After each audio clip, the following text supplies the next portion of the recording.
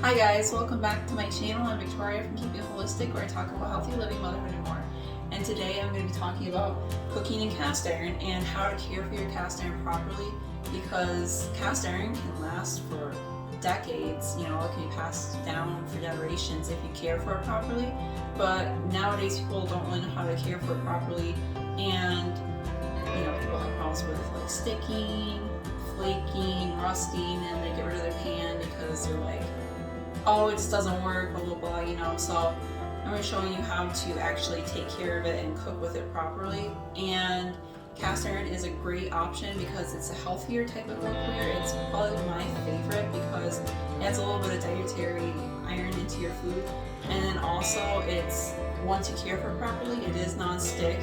And it's a lot healthier than non-stick pans. If you have non-stick pans in your kitchen right now, I would get rid of them right away because they have a lot of chemicals in them that are not good for your health. They're called forever chemicals. So ditch those pans and trade them in for something like cast iron, because this is a lot healthier option and it's versatile. You can cook it on a campfire, you can put it in the oven, you can put it on the stove. So that's really great as well. And I also want to mention that there are two types of cast iron. So the cast iron pans I have here, these are just cast iron, and then there's also enameled cast iron. So a lot of people like the Le Creuset pans, and those are the bright colored cast iron Dutch ovens, the enameled cast iron Dutch ovens that a lot of people like, and they look really pretty, but I would avoid them because most of the colors that they come in have been tested for lead, and so I would avoid that, especially if you're trying to avoid heavy metals. Lead's not something you really want in your body. So I try to stick to just regular cast iron. So first I'm going to talk about how to properly season cast iron pans. So first I'm going to talk about seasoning your cast iron pan. And the only time that I actually use soap and water on my cast iron is when I get like a new pan that's from some other place and it looks like it's a little rough shape. It needs to be cleaned up a little bit. So I got this little muffin pan from my mom, who found it at a antique store, I believe. And she's had it for a while. She had like candles in it, and so it had like glitter and candle residue in the bottom of it.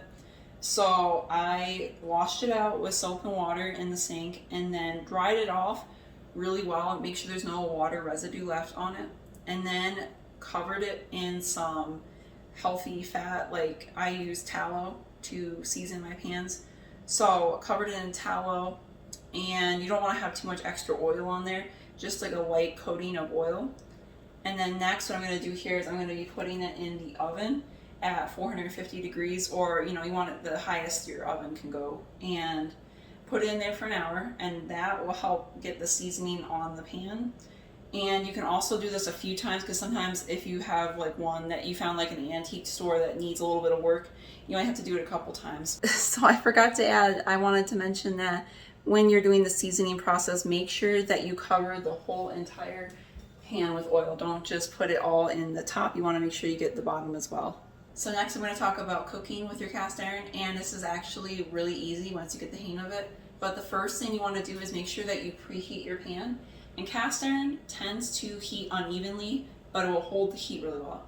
So that's why you want to preheat it for at least 5 to 10 minutes and let the pan warm up. And you want to make sure that it's not on a low temperature. You most of the time want to have it on a medium or higher temperature, because it doesn't do well on lower temperatures. And when you go to put your food on there, it should sizzle a little bit, and that is good because that means it's gonna not stick as long as you let it cook long enough on that one side. So the last important thing to know when cooking with cast iron is you want to make sure you use a lot of oil. That is what is going to make it non-stick. So when you're cooking things as well, you want to make sure that you let it cook long enough on the one side.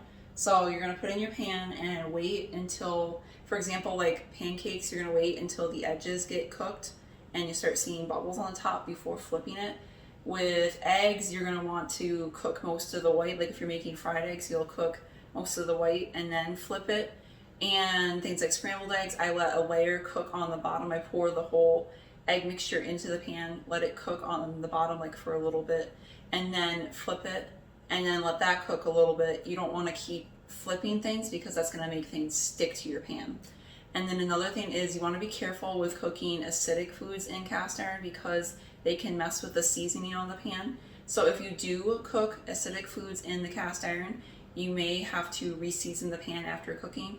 And I know sometimes it can also leach a little bit of extra iron into your food, so just be aware.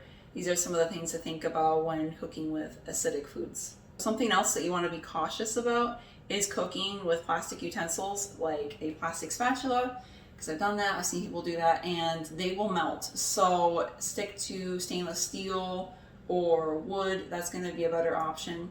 And then some useful things to have around is to have a little cover for the handle. That is going to make it so it's not as hot. Now if you're heating it for a while, it's going to hold on to the heat, and then this is not going to work as well. So sometimes you have to use oven mitts as well. And something that I really like here, I have here, I don't know how clean it is, I've been using it, but I have this stainless steel like scrubber, and I really like that for stuff that's really stuck on.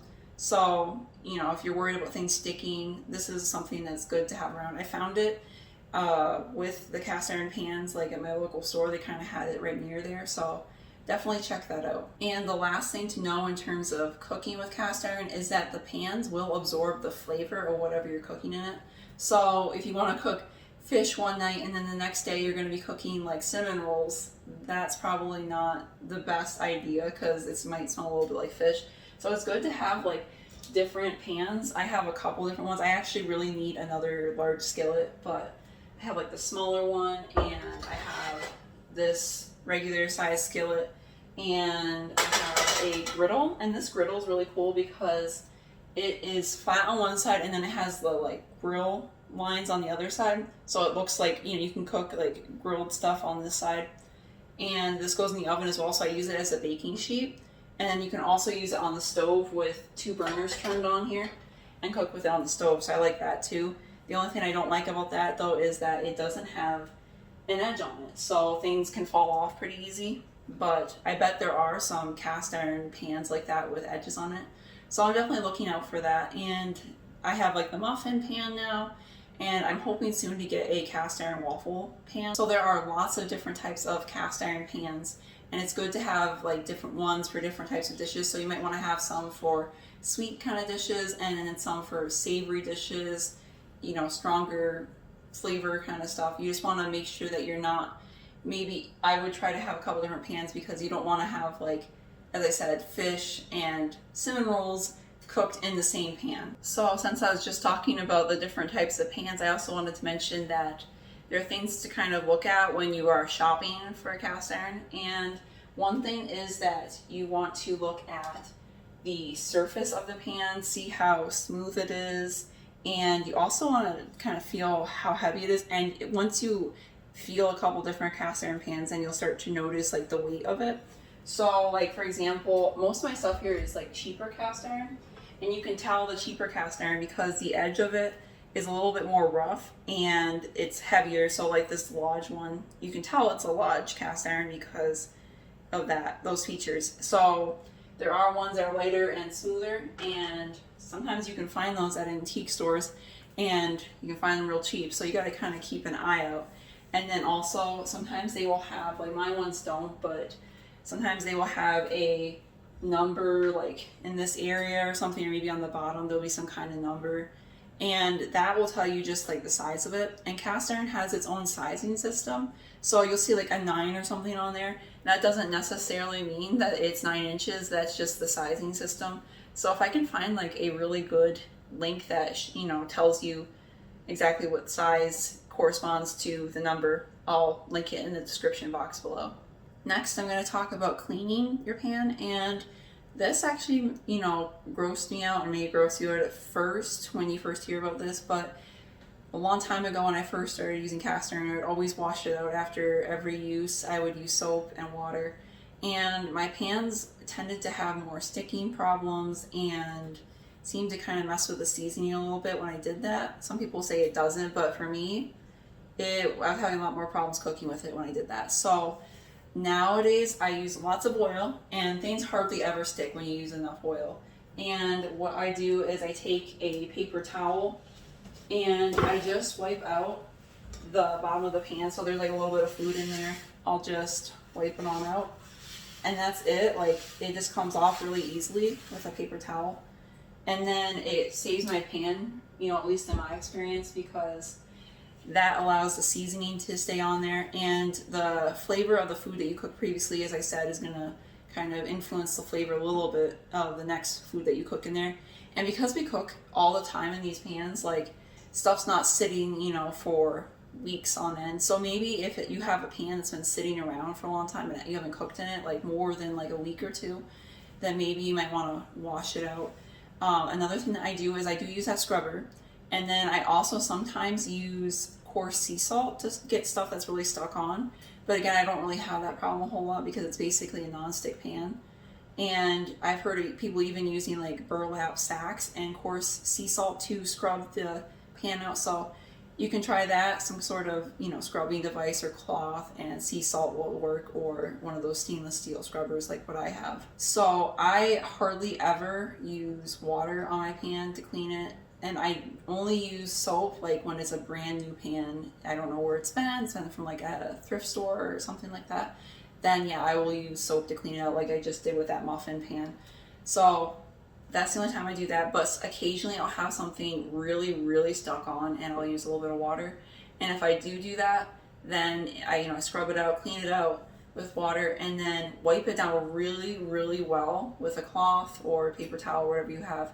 Make sure you get all the water out of there. Like, you don't want any kind of moisture on the surface because that's gonna lead to things like rust and stuff. So try to get it as dry as you can. Even you can hand it up and let it drip. Like, you can put some nails up or whatever and let your pans dry out that way. And then you want to make sure that you put some kind of oil on there. And then if you're having some kind of problems with rust or something like that, then you might want to re-season it, put it in the oven again at the high temperature for an hour, and that will protect the seasoning on the pan. So the last thing that I want to mention is that sometimes, I see this a lot in like reviews for cast iron products. People will say that they have rust issues or black stuff coming off when they try to clean the pan. And having like a black residue come off like on your paper towel or something is normal. Like, I just cleaned off this pan. I have like a little bit of brown stuff on here. That is normal. And rust is not normal though. Like, it happens, but it's not good. So if that happens, like, don't panic though, because it's easily fixable. All you gotta do is scrub all the rust off and then re-season it. So you're gonna want to go through that process again, dry it out, put oil all over it, and then not too much oil, but just a light coating, and then stick it in the oven and re-season it. And if you're worried about oil or something dripping down into your oven, you can always put like a baking sheet or something underneath the pan as you are seasoning it to protect, keep from oil dripping down to the bottom. So these are my cast iron tips for you guys. And if you have any questions, once you get the hang of it though, cast iron is really easy. But if you have any questions, just leave a comment below, because I am more than happy to help you with your questions. I've been cooking with cast iron for a long time and have a little collection that I've built up, so I am pretty experienced with cooking with it. And please be sure to like, share, and subscribe, and I'll see you guys again soon. Be well, guys.